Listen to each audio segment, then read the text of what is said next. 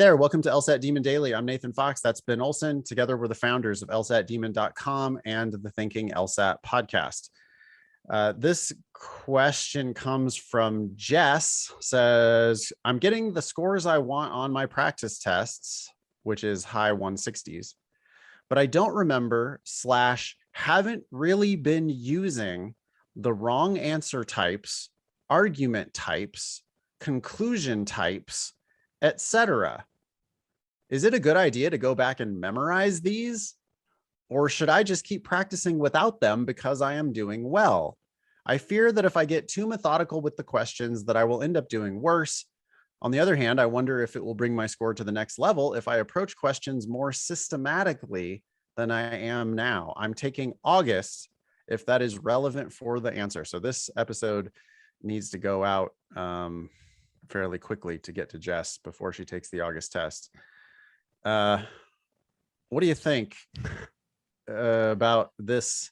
Well, I was mildly confused as I was listening to you read this first sentence. I've never heard of answer types.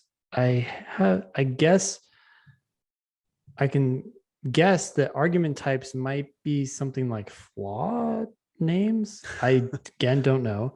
The only thing I'm remotely confident about is conclusion types. Maybe she's thinking about intermediate conclusions versus main conclusions, but that's the only two types I can think of. So I think there's a lot of types here that Jess, you don't need to worry about. If you're getting role questions wrong because you don't know what an intermediate conclusion is, well then figure that out. But I can't think of any other types you need to know. At LSAT Demon, we are aggressively trying to eliminate all of this type of shit anyway. You don't need it. You don't need it. Like, she's scoring in the high 160s without any of this shit. Yeah. So clearly she didn't need it to get to this point. Then why does she need it to get to the next point?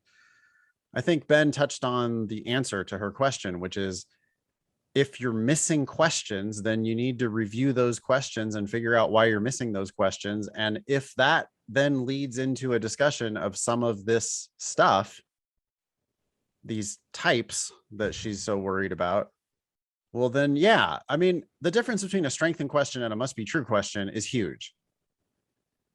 And they both can say the words most strongly supported in the question. And there are times where you're going to be much more likely to get the right answer if you're conscious of that question type.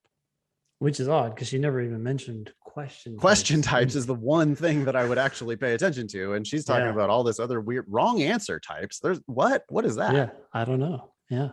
I don't know anything about argument types. I don't know anything about conclusion types. We just don't do that stuff. We're much more about an intuitive, natural understanding of the test. Read it carefully. What does it say? What is it asking? Pick the answer that answers the question. The 4 wrong answers just don't. Is Jess a Demon user? Do we have any idea? I don't think so. I think Jess is a brand new Demon Daily podcast listener. Yeah, I feel like this is almost coming from that company that shall not be named. Right.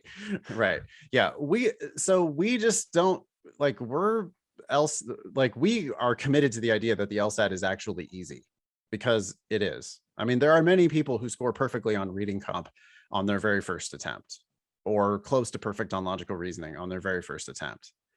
And that just really shows that you don't need much of this theory. What you do need is to practice. You need to read it carefully. You need to probably take it more seriously than many people do when they first start. But we're not about lists of shit to memorize.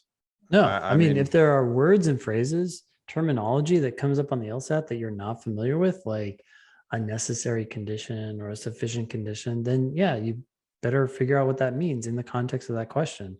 But it will come up over and over and over again, and you will get it. Well, you don't need any made up stuff. I'll give an example of something that is kind of artificial, which high 160s scorers who can't score in the low 170s almost always don't know the difference between a sufficient assumption question and a necessary assumption question. Yep. They can't spot the difference, or even if they do spot the difference, they don't have the right strategy for one of the types versus the other type. Or they get them mixed up, and they conflate them all the time, because you can get to the high 160s on accident. You can get them right for the wrong reason. Yeah. But on the hardest sufficient assumption or necessary assumption questions, you are going to need to know that difference. Yep. But all I would do, Jess, is continue to study. And when you miss one of those questions, then read the explanation, watch the videos, ask your teacher questions, because that's where you're actually going to learn how to not make that mistake next time. But I would always be just driven by the actual questions that I'm missing during my practice. Thanks, Jess. Everybody can email daily@lsatdemon.com if you want to ask us a question or share some hot LSAT or law school admissions news. Thanks for listening.